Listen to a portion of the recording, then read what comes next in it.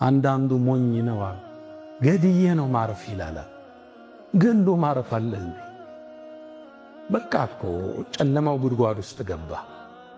መውጫ የሌለው ስቃይ፣ መንግስት አይድረስብህ፣ ህዝብ አይድረስብህ፣ ውስጥ ሰላም የለው፣ ሪዝቅህ የጠበበ፣ ትዳርህ የታወከ፣ ጽዋህ የጎደለ፣ መረጋጋት የጎደለ የሚያሳብህ የሰው ደም አለ። አንድን ነፍስ የገደለን ሰው ነፍስ ነው የሚከፍለው። እዚህ ሀገር አንዱ ይገልና ሲያዝ እስር ቤት እየቀለብከው 20 ዓመት ይቀመጣል። የእስልምና አቋም እሷ ደግሞ ነፍስ ካጠፋ ነፍስ ነው የሚከፍለው፣ ሌላ ዋጋ የለው። ለነፍስ የሚመጥናት ሌላ ዋጋ የለም። ነፍስ ቢሆን ካገደለ ይገደላል። ይሄን የእስልምና አቋም። ለምን መግደልን ሰው እንዲፈራ፣ በገንዘብ እንደሚፋታው፣ በዘመድ እንደሚያመልጥ እንዳያስብ፣ ልክ የገደለ ቀን እንደማይኖር ማወቅ አለበት። እስር ቤት አስቀምጣ አትቀልበውም። የእስልምና አቋም ለምን ነው የሚደረገው? ነፍስን ለማጥፋት አይደለም። ማህበራዊ ትስስራችን ሊጠነክር፣ ሰው ጥንቃቄ እንዲወስድ። ወለኩም ፊል ቂሳስ ሐያቱን ያ ኡሊል አልባብ። ነፍስን በነፍስ በማጥፋት እኮ ለእናንተ ህይወት አላችሁ አለ። የመኖር ዋስትና አላህ እየሰጠህ። አንተን ሲያጠፋ ታስሮ አይቀርም፣ እንደሚገደል ያውቃል። ለመሞት ሲወስን ነው አንተ የሚያጠፋ። ደም ያለበት ሰው ውስጡ ረፍት የለው። ገድየህ ልረፍ የሚባል የለም። ወደ ማታረፍበት እስር ቤት ውስጥ ወድቀ።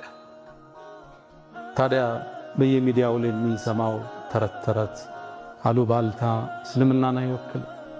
እስልምና ለሰው ልጅ ነፍስ ክብርን ችሯል። የእዝነት ሃይማኖት አድርጎታል።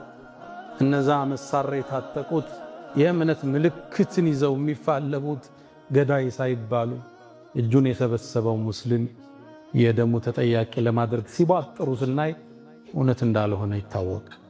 መሻይኾቻችን ይሄን ሙስሊም የቀረጹት ሰውን እንዲያከብር አድርገው፣ ከነሱም በኋላ የመጡት ዑለማዎች ኡስታዞች ትውልድን የቀረጹት ደንበር እንዳያልፍ ነው፣ ጎረቤት እንዲያከብር። ለዛ ነው በሰላም እየኖርን ያለ። ለምንድን ነው ኢትዮጵያ ውስጥ ሌላ ሀገር ያለ ጀማ ኢትዮጵያ ውስጥ ማይፈጠር? ቦኮ ሐራም ለምን አይገባ? ሌላ ጀማ ለምን አይገባ? እንዲህ አይደለም የታነጸው ይሄ ትውልድ። ለእንደዚህ አይነት ነገር እንደይመች ተደርጎ አያቶቻችን ቀርጸውታል። ከነሱም በኋላ የመጡት ኡስታዞቹ ይህን ያሰረጹት። ለዛ ነው ለጠርዘኛ አስተሳሰብ የሚመች ምድር ኢትዮጵያ ውስጥ የጠፋው። በትልቁ ነው የታነጸው ትውልድ። ሌላው እንዲያከብር ተደርጎ ነው የተኮተኮተ።